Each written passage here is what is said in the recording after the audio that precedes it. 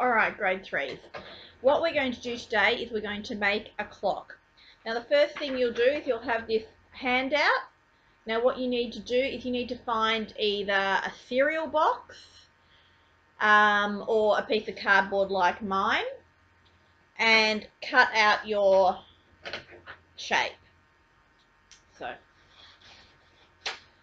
now through the magic of television, here's one I did earlier. Alright, I know, hilarious. So what you'll need to do is on your hands, which I've stuck those on the paper as well, so they're thicker. One will say hour, which is the short one, and the longer one will say minute. It needs to be that way. Okay? So the short one needs to say hour and the long one needs to say minute. Alright. I've included a split pin in your pack, and for those of you who don't have one at home, there's some available at school. All right, so you put your split pin through your hands. Now I found it easier to actually get just a little drawing pin and actually stick it through first, but I've already done that. Magic of TV again. So you stick it through your minute hand, through your hour hand, and then through the middle of your clock. All of those, I've actually stuck them through using the pin. So I pop the pin through first because it makes it a bit easier. And then at the back, this is called a split pin. It has two little arms. You just need to fold them open. And that way, now you'll be able to move your hands around to do your times. All right. Because I'm going to be demonstrating to you, and I know you can't see this very well on the screen, I've grabbed one of these teacher clocks. You don't have a teacher clock at home, that's okay. You have the clock that you've made, and you're going to use some cardboard so it'll be nice and sturdy. Alright, now, when something is an o'clock time, the big hand, the tall hand, the minute hand needs to be on the 12. Alright, so if my minute hand is pointing to the 12, it tells me it's something o'clock. And the small hand is the hour hand, it is pointing to the 5. So that tells me it is 5 o'clock. Alright. Again, if I have my minute hand pointing to the 12, now my hour hand is pointing to the 8. I want you to think about what time that might be. Most of you will know this. That's right, it is 8 o'clock. Now, well, let's go one step further. With our time, see these tiny little dots here? You have the same ones on your clock as well. You have all these tiny little dots here. Each dot is 1 minute. So if you actually count all the dots, I'm not going to do it now, but believe me, there's 60 of them. There are 60 minutes in 1 hour. Now the clock is set up in a really interesting way. So every time your minute hand moves to the next number, there have been 5 dots. So that is 5 minutes. So if we know how to count by 5, we'll go 5, 10, 15, 20, 25, 30. Now, if there are 60 minutes in an hour, half of an hour will be how many minutes? Yep, that's right, 30. Now, you'll notice, my clock's a bit tricky because it does it for me, but you'll have to make sure you do yours carefully. My hour hand is now halfway between the 8 and the 9. So it's half past 8. We're already at 8 and now we are halfway past 8. So that is half past 8 or 8:30. It means the same thing. It's just a different way of saying. Alright. So let me show you a time.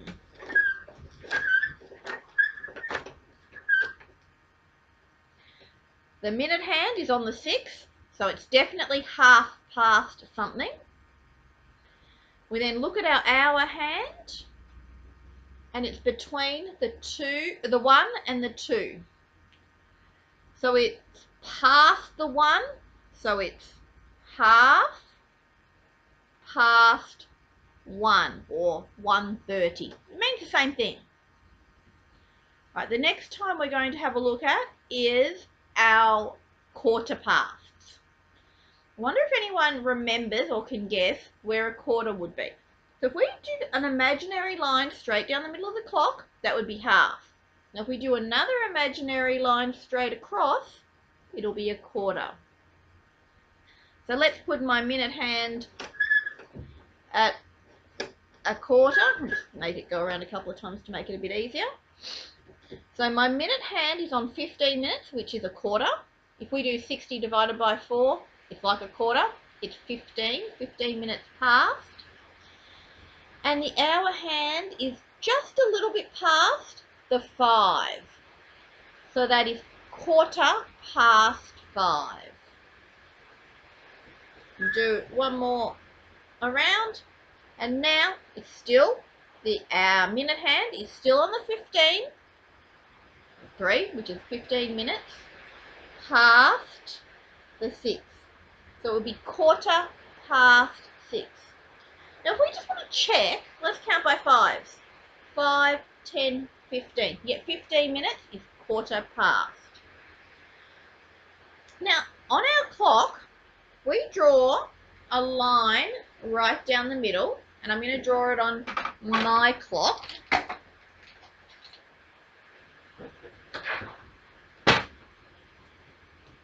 Just going to do a little dotted line all the way down the middle.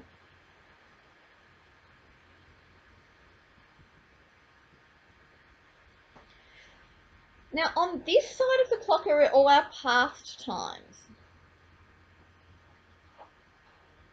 You can write that on your clock as well if you would like to. And on this side are the 2 times. Alright, now there's a reason why I've done that. I know it's a bit hard for you guys to see. Let's have a look on this clock, which is easier. If we move around our hand to the 9, which is, we go backwards, 5, 10, 15. 15 minutes is quarter. Quarter to, and what is the hour hand just before? It is just before the 8. Haven't quite got to the 8 yet, so it is quarter to 8. Now, this is much quicker than I would normally teach it in the classroom, but because of the video, it makes it a little bit more difficult to teach. Okay, we're on the 9 again. So we're at quarter to, and we are quarter to, what are we just before? We're nearly at 11, we're quarter to 11. Now we're going to, if we know our past, it's much the same. It doesn't matter if it's 5 minutes past, means 5 minutes past 11. 10 minutes past 11. 15 minutes past 11, which is the same as quarter past 11. 20 minutes past 11. 25 minutes past 11. Now we're on the 30. We could say 30 minutes past 11, but we prefer to say half past 11. When we go one step further though, we can say 35 minutes past 11, and on digital clocks that's exactly what it says. So it would be written as 11 ... 35. So that's 35 minutes past 11. But when we're talking in analog clock, it's a little bit tricky. We count backwards because this is on our 2 side, remember? So 5, 10, 15, 20, 25 minutes to 11. 25 minutes to 12. It's 25 minutes before 12 o'clock. Let's count them. So we've got 5, 10, 15, 20, 25. Now it is 12 o'clock. So it was 25 minutes to 12. Now it's 12 o'clock. And it's the same for all the other times as well. Each little dot that you can see, and you've got the little dots on your clocks as well. If I put my hand here, my minute hand, we always read the minute hand first. Minute hand, and then we look at the hour. So 5, 10, 11, 12, 13. So we're right on 13 here. So it's 13 minutes. It's on the past side. 13 minutes past. And then we look at the hour hand, the red hand. It's 13 minutes past 12. Let's spin it around to here. Now, we'll have a look. It's on the 2 side of our clock. Let's count backwards. 5, 10, 15, 16, 17. 17 minutes to, so it's on the 2 side of our clock, our minute hand, and it's not 1 yet, so it's 17 minutes to 1. Now what I want you guys to do is have a practice with your clocks and work out a few times and see if you can get mum or dad to test you on some times. Really good idea. Nail a clock first.